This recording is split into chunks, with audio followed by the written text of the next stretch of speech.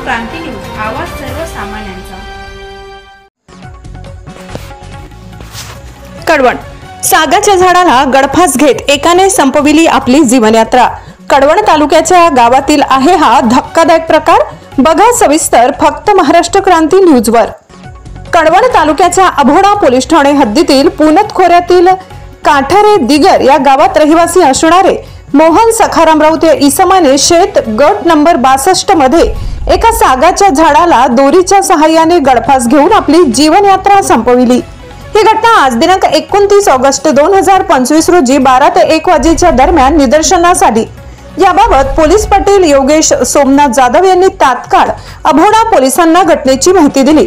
घटनेची माहिती मिळताच अभोडा पोलीस ठाण्याचे सहाय्यक पोलीस निरीक्षक योगिता कोकाटे यांनी तात्काळ घटनास्थळी धाव घेत पंचनामा करून मृतदेह शवविच्छेदनासाठी अभोडा ग्रामीण रुग्णालयात पाठविला आहे।